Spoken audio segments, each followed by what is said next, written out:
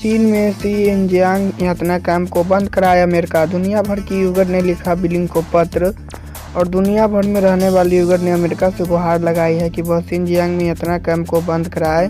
यह अपील ऐसे समय में की गई है जब अलास्का में दोनों देश के शिप अधिकारियों की 2 दिवसीय बैठक हो रही है।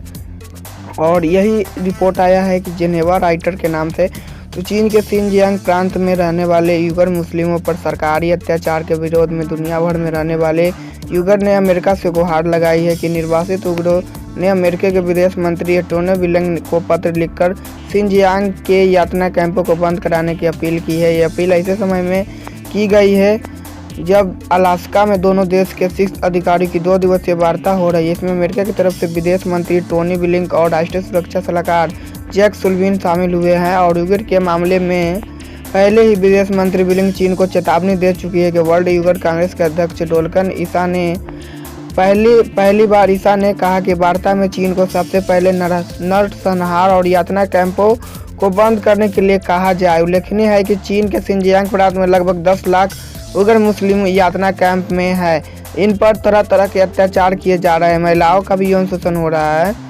और सिनेमा समेत 4 कोविड-19 वैक्सीन की खुराक लेने वाले के लिए चीन ने खोले अपने दरवाजे। व्हाइट हाउस पर प्रदर्शन। वही समाचार एजेंसी एनआई की रिपोर्ट के मुताबिक अमेरिका में रहने वाले तिब्बती यूगर और हांगकांग मूल के लोगों ने व्हाइट हाउस के सामने प्रदर्शन किया। उनकी मांग थी कि अमेरिका को जो बाइडेन प्रशासन के साथ पहली बार चीन की अलास्का में चल रही आमने सामने की वार्ता में इन तीनों राज्यों के मुद्दे को मजबूती के साथ उठाया जाए। चीन को इस बात के लिए मजबूर किया जाए कि वह अपने यहाँ मानव अधिकार और धार्मिक स्वतंत्रता को हर हाल में बहाल करे। प्रदर्शन करने वाले में तमाम लोग ऐसे भी थे जो हांगकांग के लोकतंत्र समर्थक आंदोलन का हिस्सा रहे हैं, शिनजियांग और तिब्बत में अत्याचार के पीड़ित रहे हैं। इसके साथ अंतर्राष्ट्रीय स्तर पर आवाज उठाने वाले मानवाधिकार कार्यकर्ता भी थे। अलास्का में दोनों देश के बीच 2 दिवसीय वार्ता चल रही है और किया जाए कि अपने यह मानवाधिकार और धार्मिक स्वतंत्रता के लिए चीन पहले से ही बदनाम है, क्योंकि चीन है जो कि अपने यहाँ कट्टरपंथ को बढ़ावा देता है और साथ ही साथ पाकिस्तान और आतंकवादी जैसे देश को समर्थन दे रहा है। इससे क्या रुख मिलता है ये आप बताएं कि क्या चाइना पर पूरे सख्त प्रतिबंध लगाया जाए या नहीं। आप कमेंट कर बता सकते हैं और अपनी राय और विचार हमें स्पष्ट रूप से दे सकते हैं। और इसी के साथ ये न्यूज है पाकिस्तानी सेना प्रमुख बाजवा प्रमुख का शांति पाठ का पिछली यादें भुलाकर आगे बढ़े भारत। और पाकिस्तान के सेना प्रमुख जनरल कमर बाजवा और आदि शांति का पाठ बचाने लगे हैं। पाकिस्तान के सेना प्रमुख जनरल कमर जावेद बाजवा ने गुरुवार को कहा कि मौजूद वक्त भारत और पाकिस्तान के लिए अतीत की यादों को दफना कर आगे बढ़ने का है। दोनों पड़ोसियों के बीच शांति कायम होने से दक्षिण और मध्य एशिया की क्षमता को अनलॉक करने में मदद मिलेगी। और इस्लामाबाद पीटीआई से ये खबर निकल कर आई कि अंतर्राष्ट्रीय मंचों पर मुँह खाने के बाद पाकिस्तान के सेना प्रमुख जनरल कमर जावेद बाजवा भी अब शांति पाठ बचाने लगे हैं। उन्हें पाकिस्तान आर्मी चीफ जनरल कमर बाजवा ने गुरुवार को कहा कि मौजूद वक्त भारत और पाकिस्तान के लिए अतीत की यादों को दफनाकर आगे बढ़ने का है। बाजवा ने कहा कि दोनों पड़ोसियों के बीच शांति कायम होने से दक्षिण और मध्य एशिया की क्षमता को अनलॉक करने में मदद मिलेगा।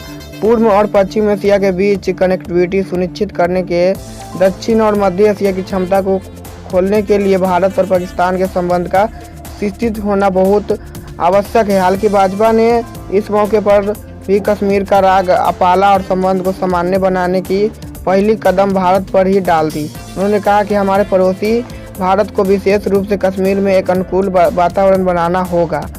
तो और उसके बाद पाकिस्तान अहमदिया समुदाय की मस्जिद क्षतिग्रस्त कट्टरपंथियों ने गिराई गुम्बद ऑफ मीनारे। गौरतलब है कि भाजपा के इस बयान से ठीक एक दिन पहले ही पाकिस्तान के प्रधानमंत्री इमरान खान ने कहा था कि यदि भारत और पाकिस्तान के बीच शांति स्थापित हो जाए तो इससे नई दिल्ली को संसाधन संपन्न मध्य एशिया तक पहुंचने में मदद मिलेगी। और सनद रहे कि भारत ने पिछले महीने ही कहा था कि वह पाकिस्तान के साथ संबंध सामान्य करना चाहता है, लेकिन उसके लिए इस्लामाबाद को पहले आतंक और शत्रुतापूर्ण वातावरण को खत्म करना होगा। क्या आपको पता है? तो 2 दिवसीय इस्लामाबाद सिक्योरिटी डायलॉग में अपना उद्घाटन भाषण देते हुए इमरान खान ने कहा कि भारत से मध्य एशिया पहुंचने के लिए पाकिस्तान का रास्ता बिल्कुल सीधा है और दोनों देश के बीच संबंध सामान्य होने से नई दिल्ली को इसका आर्थिक लाभ होगा। हालांकि वह कश्मीर का राग अलापना नहीं भूले। इमरान ने कहा कि कश्मीर के अनसुलझे मसले दोनों देश के बीच संबंध को सामान्य करने में सबसे बड़ी बाधा है। तो गाइस, आपका क्या राय है? क्या भारत इस अति को मानना चाहिए नहीं? वो आप कमेंट कर हमें बता सकते हैं। मिलते हैं नेक्स्ट वीडियो में।